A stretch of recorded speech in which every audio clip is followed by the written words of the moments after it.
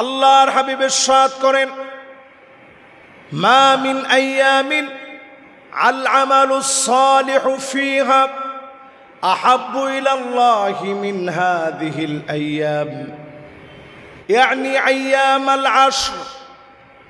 10 দিনের আমল আল্লাহর কাছে সবচেয়ে প্রিয়।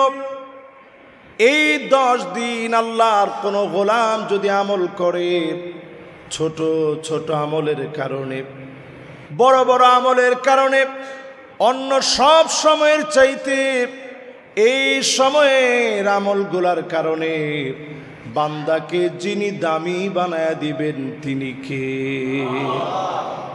হাদিসটি সহিহ বুখারীতে আসছে,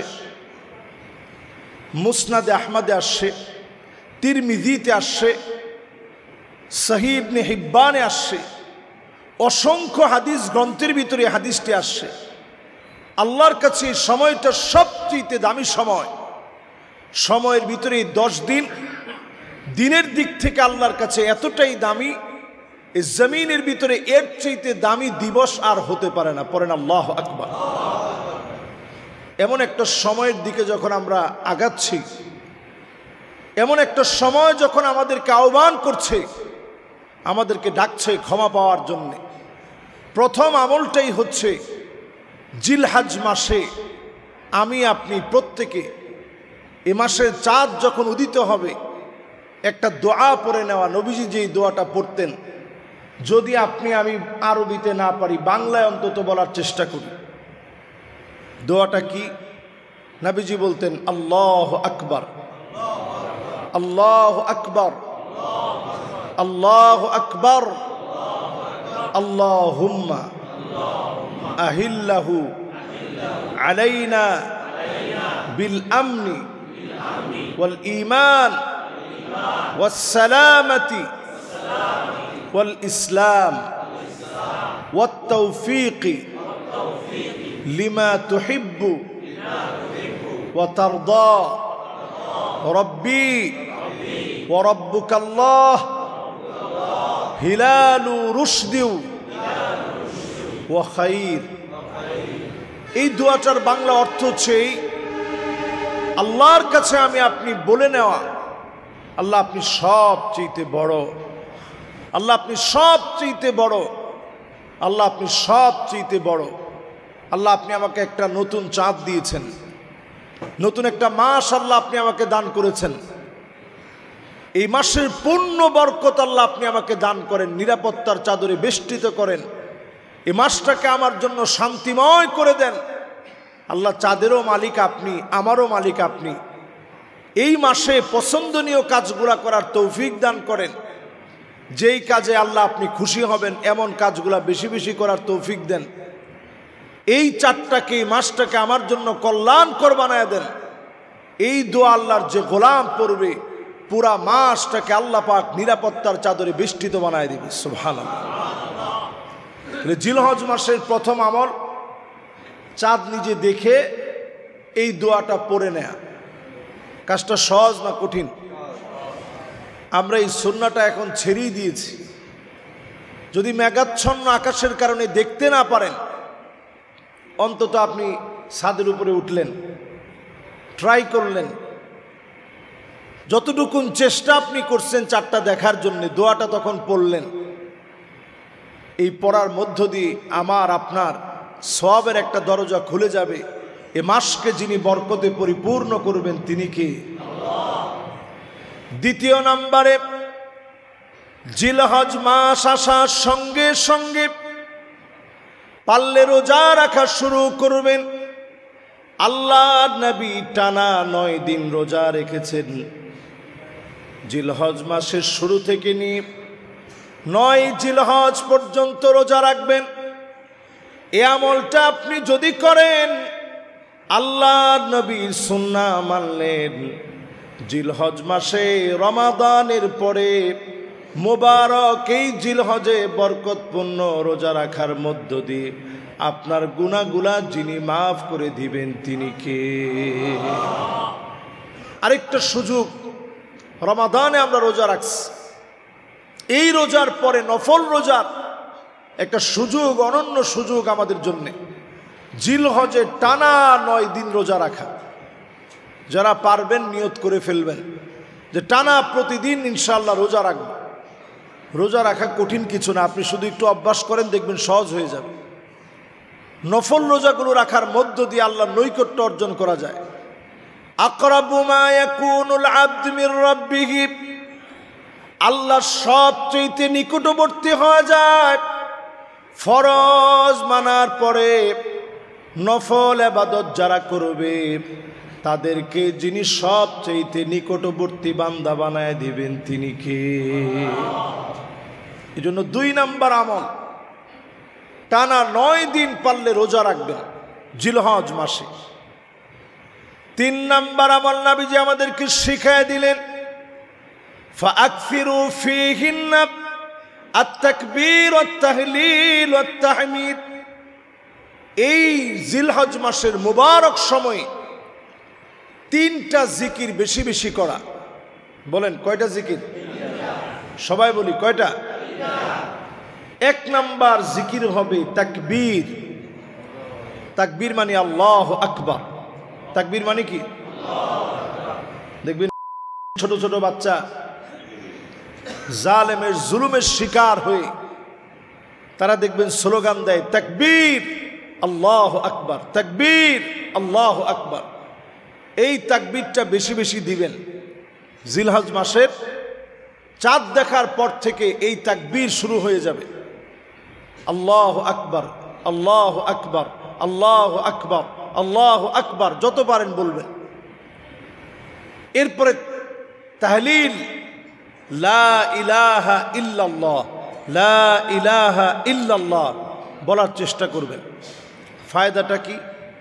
লা ইলাহা ইল্লাল্লাহ যদি আপনি একবার বলেন, নবী আলাইহিস সালাতু ওয়াস সালাম বলছেন জাদ্দিদু ঈমানাকুম, তোমরা তোমাদের ঈমানটারে একটু নতুন করো।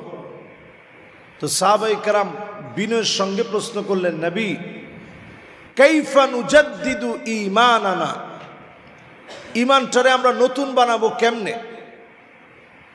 নবীজি সাল্লাল্লাহু আলাইহি সাল্লাম বললেন, কাসসিরু যিকরা লা ইলাহা ইল্লাল্লাহ। লা ইলাহা ইল্লাল্লাহ তুমি যদি বারবার বলো তোমার ঈমানটা নতুন হবে। আল্লাহু আকবার। আমরা আমাদের ঘরবাড়ি একটু রংটা যদি, চোনাটা যদি ডিস্টার্ব হয়ে যায়, এটাকে আমরা সংস্কার করি। প্লাস্টার যদি খসে পড়ে, এটাকে আমরা সংস্কার করি। ঈমানকে যদি আপনি সংস্কার করতে চান, তাজদীদ করতে চান, নতুন করতে চান, লা ইলাহা ইল্লাল্লাহ বেশি বেশি পড়া। বলেন কি পড়ব?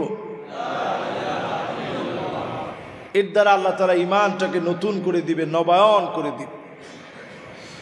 শুধু নতুন নবায়ন করবে না, আমাদের মনের ভিতরে শয়তান কত রকমের ওয়াসওয়াসা ঢুকায় দেয়। এই ওয়াসওয়াসার কবলে পড়ে কখনো কখনো আমরা ঈমান হারা হয়ে যাই। ফিতনা ফাসাদের এই সময়ে আমরা যে গুনাহের কাজ করি, কখনো কখনো ঈমান হারা হয়ে যায়। এই ঈমান হারা অবস্থায় আপনি যখন লা ইলাহা ইল্লাল্লাহ বলবেন, ঈমানটাকে আল্লাহ তাআলা আবার নবায়ন করে দিবে। আল্লাহু আকবার। এই জন্য 3 নাম্বার কাজ, নবী আলাইহিস সালাতু ওয়াস সালামের হাদিস অনুযায়ী এই সময়ে তাহমিদ, আল্লাহর প্রশংসা আদায় করা, আলহামদুলিল্লাহ বেশি বেশি বলা। আলহামদুলিল্লাহ নিয়ে সায়েন্টিস্টরা গবেষণা করে অবাক হয়েছে। শুধু প্রশংসা করলে মানুষের ব্রেনের ভিতরে যে একটা পরিবর্তন হয়, কৃতজ্ঞ মানুষের ব্রেন আর অকৃতজ্ঞ মানুষের ব্রেনের ভিতরে বিরাট পার্থক্য আছে। যারা কৃতজ্ঞতা বোধ থেকে আলহামদুলিল্লাহ বলে, আল্লাহ তাআলা নানাভাবে তাদেরকে সুস্থ রাখেন। পড়েন আল্লাহু আকবার। দুনিয়ার জীবনে আল্লাহ সুস্থ রেখে আউয়ালু মান ইউদআ ইলাল জান্নাল হামিদুন, আল্লাহর জান্নাতের ভিতরে প্রথম কাতারের জন্য সেদিন আল্লাহ ডাকবেন। দলে দলে লোকদেরকে প্রথম কাতারে দাঁড় করায় দিবেন। সেদিন প্রথম কাতারে কারা দাঁড়াবে? আল্লাযীনা ইয়াহমাদুনাল্লাহ ফিস সাররাই ওয়াদ দাররা, সুখে দুঃখে কষ্টে আনন্দে জীবনে যারা প্রশংসা করেছে তাদেরকে যিনি ডেকে ডেকে প্রথম কাতারে দাঁড় করায় দিবেন তিনি কে? জান্নাতে যারা প্রথম কাতারের মেহমান হতে চাই বেশি বেশি আলহামদুলিল্লাহ বলবেন। কখন? ফিসাররাই ওয়াদ-দাররা, সুখে আর দুঃখে, কষ্টে আর আনন্দে, জীবনের সর্ব অবস্থায় প্রশংসা লাগবে কার? আমরা সুখের সময় আল্লাহর প্রশংসা করি, একটু যখন কষ্টের ভিতরে পড়ে যায়, কেউ জিজ্ঞাসা করছে কেমন আছেন, অনেকে উত্তর দিয়ে যে হুজুর কপালে ঠাডা পড়ছে। কেমন আছেন হুজুর, নাক কাটা গেছে, কেমন আর থাকবো। আবার কিছু লোক আছে যারা হুজুরদেরকে সহ্য করতে পারে না, জিজ্ঞাসা করলে কেমন আছেন, কারে মোল্লারাই ভালো না, আমরা থাকি কেমনে। কিছু লোক আছে দেখবেন আলেমদের সমালোচনা করলেই মনে করে আমি জিতে গেলাম। জিজ্ঞাসা করছে কেমন আছেন, কারে হুজুররা তো আগের মতো দোয়া করে না, ভালো থাকবো কেমনে। আপনি আল্লাহর প্রশংসা আদায় করেন, যিনি আপনাকে ভালো রাখবেন তিনি কি? মুমিনের জীবনে মুমিন কখনো খারাপ থাকে না। একটা ছোট বাচ্চাকে ক্ষুধার্ত, তৃষ্ণার্ত, পিপাসার্ত হওয়া সত্ত্বেও একটা বাচ্চার জবান থেকে আপনি এটা বের করতে পারবেন না যে আমরা খুব খারাপ আছি। জিজ্ঞাসা করেন কেমন আছে, তারা অকপটে জবান দিয়ে বলে আলহামদুলিল্লাহ, আল্লাহ ভালো রাখছে। এই যে আল্লাহর প্রশংসা করে আল্লাহর গোলামেরা মালিকের শুকরগুজারি আদায় করে, এজন্য যেন আল্লাহর প্রশংসা কখনো ভুলে না যায়। মা ইউসিবুল মুসলিমা মিন নাসাবিন ওয়ালা ওয়াসাবিন ওয়ালা হাম্মিন ওয়ালা হুজনিন ওয়ালা গাম্মিন হাত্তা শাওকাতি ইউশাকুহা ইল্লা কাফফারাল্লাহু বিহা মিন খতায়া।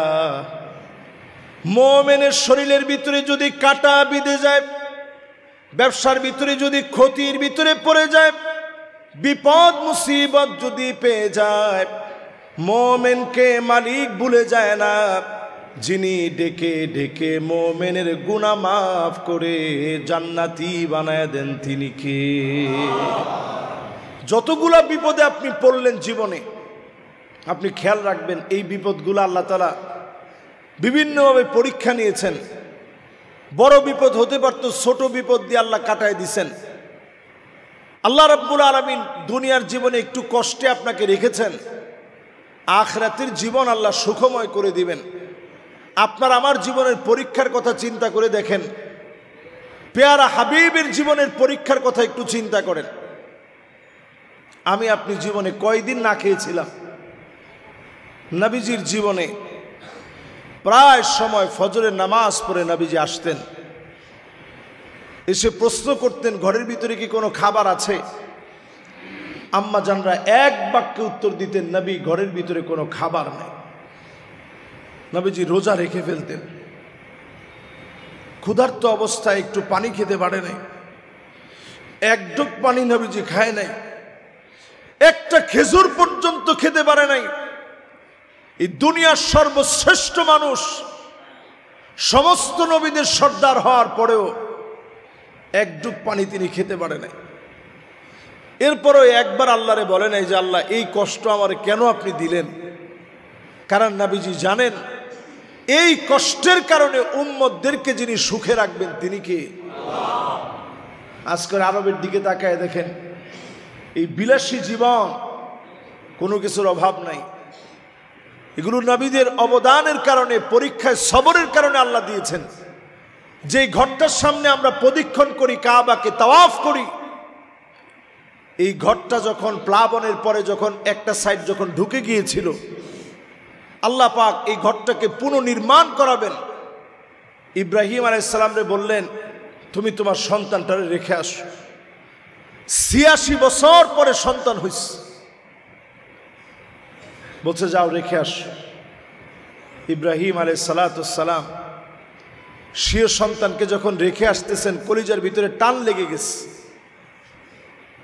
আল্লাহ আমি রেখে চলে যাচ্ছি। বারবার হাজার আলাইহিস সালাম জিজ্ঞাসা করছেন আমি কি আপনার সাথে কোনো অন্যায় করছি? যে অন্যায়ের কারণে আপনি রেখে চলে যাচ্ছেন। নবী ইব্রাহিম আলাইহিস সালাম কোনো কথা বলেন না। হাজারা আলাইহিস সালাম বললেন, আমি কি আপনাকে ব্যথা দিয়েছি? কোনো জবাব নাই। আমার কোনো ব্যবহারে আপনি কষ্ট পেয়েছেন? কোনো জবাব নাই। এবার যখন নবী ইব্রাহিম আলাইহিস সালামকে প্রশ্ন করা হলো, আল্লাহ পাক কে আপনাকে অর্ডার করেছে মরু প্রান্তে রেখে যেতে? নবী ইব্রাহিম আলাইহিস সালাম চুপ থাকতে পারে নাই, জবাব দিলেন, হ্যাঁ আল্লাহ আমাকে অর্ডার করেছে। হাজারা আলাইহিস সালাম বললেন, শোনো প্রাণের স্বামী, ইযান লা ইউদাইউনি আল্লাহ, যদি আল্লাহ অর্ডার করে থাকে মরু প্রান্তে সবাই সবারে ভুলে যেতে পারে। স্বামী তার স্ত্রীরে ভুলে যেতে পারে, স্ত্রী তার স্বামীকে ভুলে যেতে পারে। এই মরু প্রান্তে আমার একজন মালিক আছে, তিনি আমার আল্লাহ। কশিনকালেও তিনি মরু প্রান্তে আমাকে ভুলে যাবে না। এ কথা আল্লাহর এত পছন্দ লেগে গেছে, আল্লাহ একটু পরীক্ষা নিলেন যে দেখি কতক্ষণ আমারে তুমি মনে রাখো। হাজারা আলাইহিস সালামের কাছে একটুখানি খেজুর, সামান্য কিছু পানি ছিল। ফুরিয়ে যাওয়ার পরে শিশু বাচ্চা যখন ক্ষুধার যন্ত্রণায় ছটফট করছে, মায়ের বুক থেকে যখন খাদ্য বন্ধ হয়ে গেছে, হাজারা আলাইহিস সালাম পানির জন্য ছুটাছুটি শুরু করছে। এই সাফা আর মারওয়াতে যেখানে আমরা এখন দৌড়াই, সবুজ বাতি দেওয়া আছে, দেখছেন না আপনারা? এই সবুজ বাতি দেওয়া জায়গাটা এখন আমরা দৌড়াই। এই জায়গায় গিয়ে মা দৌড় মেরেছে, আল্লাহর কাছে এত পছন্দ লেগে গেছে।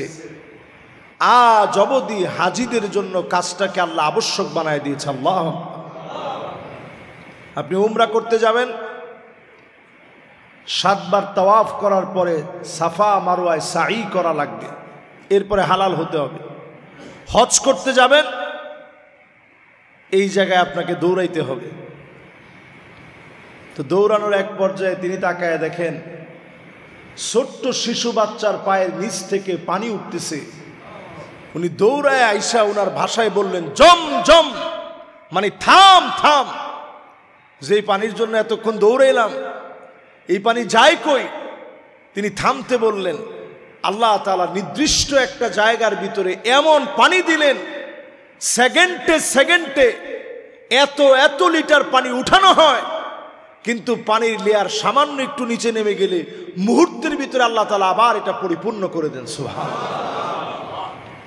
যেই পানি নিয়ে গবেষণা করে বিজ্ঞান অবাক, খাদ্যের যে উপাদান আছে, ভিটামিন বলেন, আমিষ বলেন, শর্করা বলেন, প্রোটিন বলেন, এগুলা খাইলে যেমন আমরা শক্তিশালী হই, ক্ষুধা নিবারণ হয়, শুধু এই পানিটার ভিতরে খাদ্যের সব উপাদান আল্লাহ তাআলা দিয়ে রেখেছে। সুবহানাল্লাহ। আপনি নিজে ট্রাই করে দেখেন, জমজমের পানি শুধু খাবেন, খালি যদি আপনি পানি খান কলের পানি, বেশিক্ষণ আপনি ঠিক থাকতে পারবেন না, মাথা ঘুরাবে।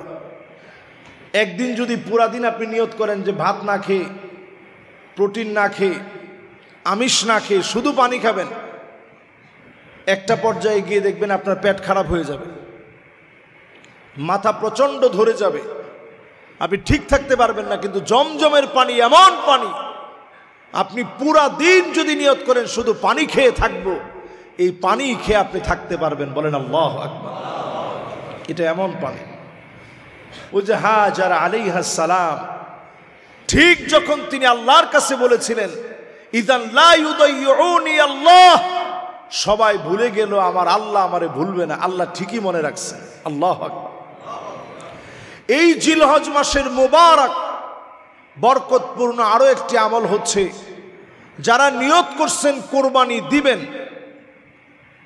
মান আরাদা আহাদুকুম আইয়ুদাহি, যে ব্যক্তি নিয়ত করে ফেলেছে আমি কোরবানি দিব, জিলহজ মাসের মুবারক চাঁদ যখন দেখা দিবে সেই সময়ের আগেই আপনি আপনার চুল কেটে ফেলবেন। আপনি আপনার নখ কেটে ফেলবেন, আপনি আপনার মুছটাকে সাইজ করে ফেলবেন, অবাঞ্ছিত যে লোমগুলো আছে এর আগে আপনি পরিষ্কার করে ফেলবেন। জিলহজের এই 10 দিন মুবারক সময় কোরবানি করার আগ পর্যন্ত আপনি আর নখ কাটবেন না, চুল কাটবেন না, গোঁফ ছোট করবেন না, অবাঞ্ছিত কোনো লোম আপনি কাটবেন না।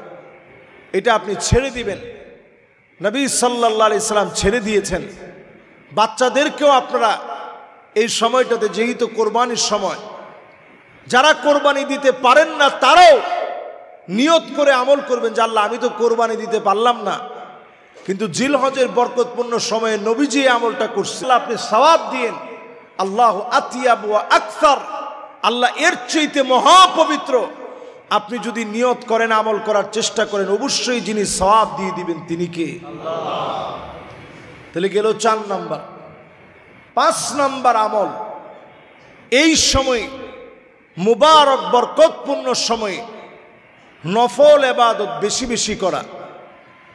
নফল ইবাদতের ভিতরে দান সদকা হতে পারে, পরের উপকার হতে পারে, রাস্তার মধ্যে কষ্টদায়ক একটা বস্তু আছে সরিয়ে দেওয়া হতে পারে।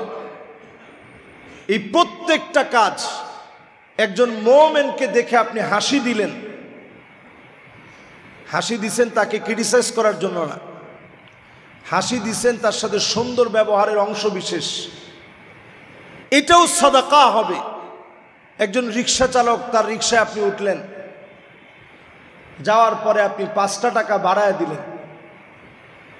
এই জিলহজ মাসের বরকতপূর্ণ সময়ের দাবিতে 5টা টাকা বাড়ায় দিলেন যে নাও 5টা টাকা বেশি রাখো। তার মনটা একটু খুশি হবে যে লোকটা আমারে 5টা টাকা বেশি দিস।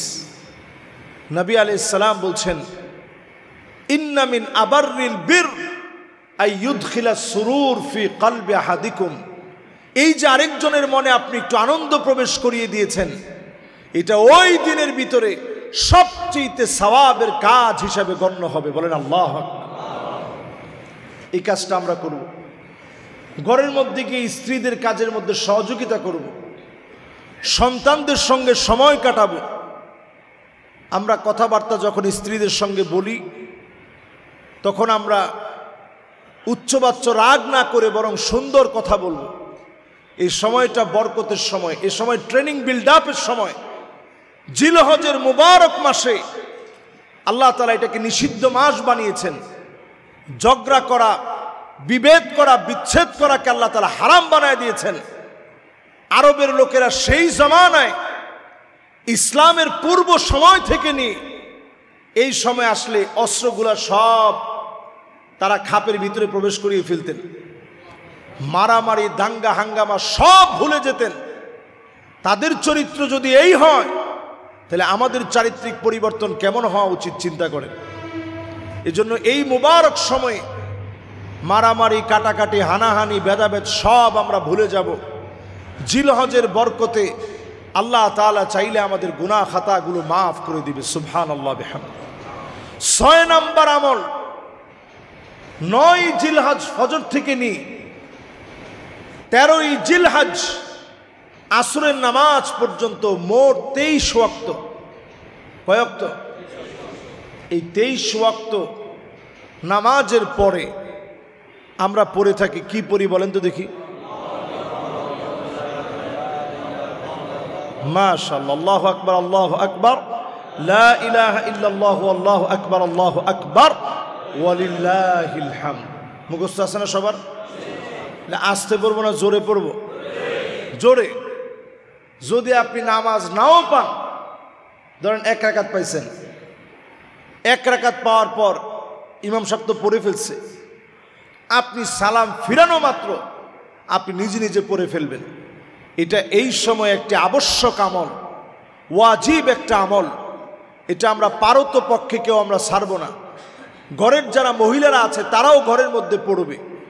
নামাজের সালাম ফিরিয়ে 9 জিলহজ ফজর থেকে নিয়ে 13 জিলহজ আসর পর্যন্ত 23 ওয়াক্ত আল্লাহু আকবার, আল্লাহু আকবার, লা ইলাহা ইল্লাল্লাহু, আল্লাহু আকবার, আল্লাহু আকবার, ওয়ালিল্লাহিল হামদ পড়ার চেষ্টা করবেন।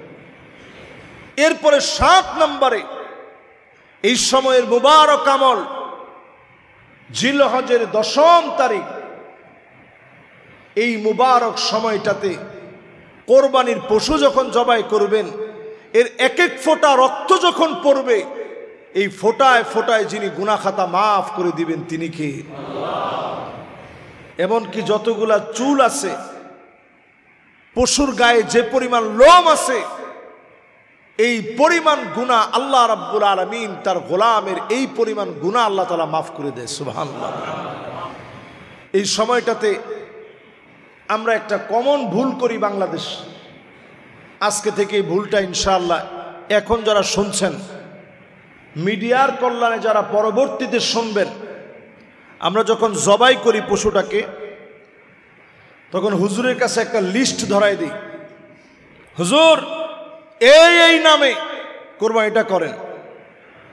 কোনো নামে কোরবানি হয় না। কোরবানি কার নামে? আল্লাহর নামে।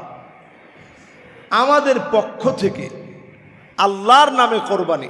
হুজুর এই আমরা কয়জন আল্লাহর গোলাম মিলে আমরা কোরবানিটা করতেছি, আমাদের পক্ষ থেকে কার নামে?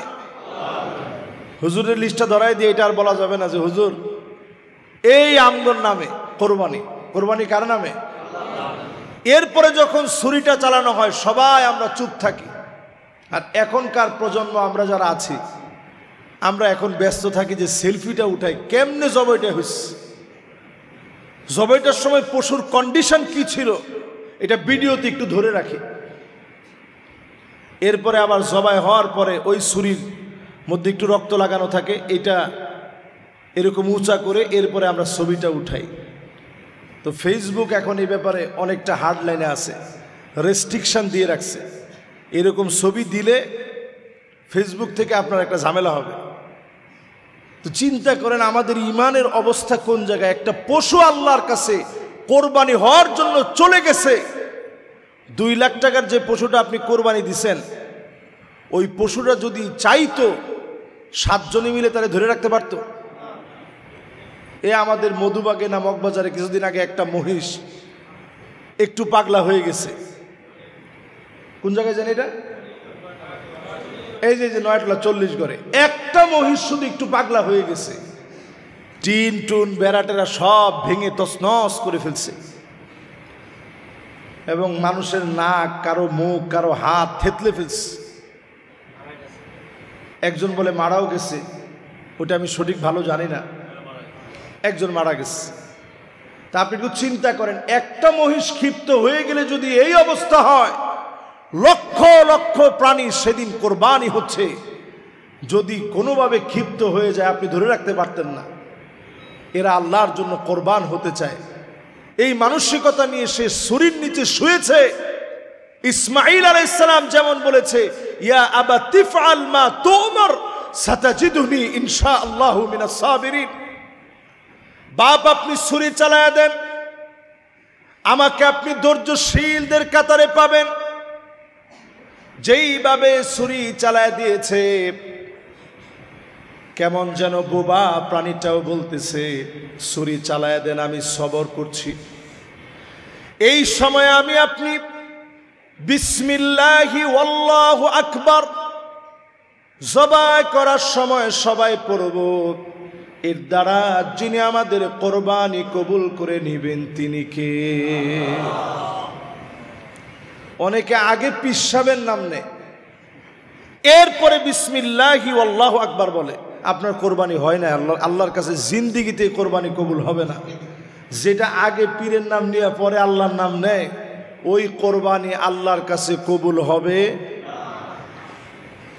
এরপরে আমরা বলি বিসমিল্লাহি আল্লাহু আকবার। হাদিসের মধ্যে আসে বিসমিল্লাহি ওয়াল্লাহু আকবার, এখানে একটা ওয়াও যুক্ত আছে। ওটা দিলে অর্থের ভিতরে প্রাঞ্জলতা আরো বেড়ে যায়। শুরু করছি আল্লাহর নামে, এবং আমার আল্লাহ সবচেয়ে বড়, বলেন আল্লাহু আকবার।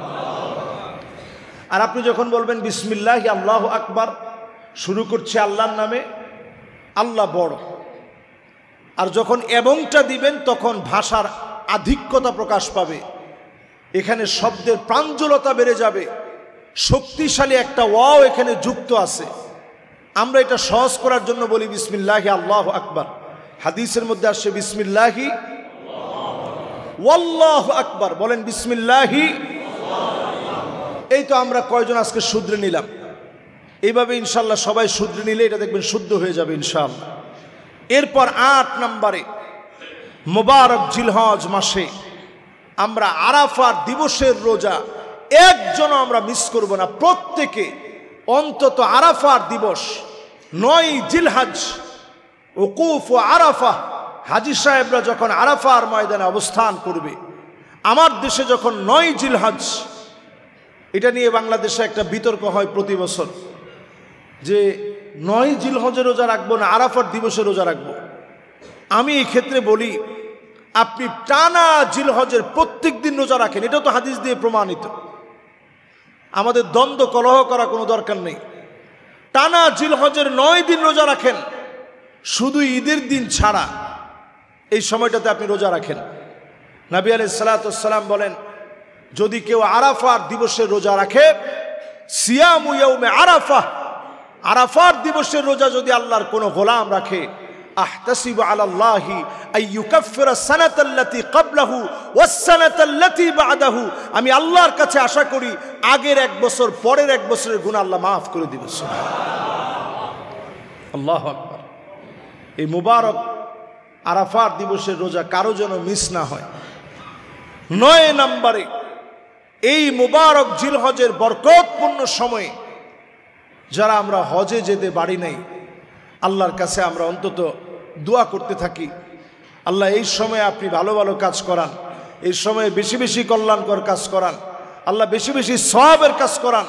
হাজী সাহেবরা যখন এক একটা জায়গায় অবস্থান করবে, আপনি নিজে মনের ভিতরে আনতে থাকেন যে আল্লাহ এই জায়গায় যদি আমি যেতে পারতাম, মুজদালেফায় যদি আমি থাকতে পারতাম, আল্লাহ আমি যদি আরাফার ময়দানে যেতে পারতাম, মিনায় যদি অবস্থান করতে পারতাম।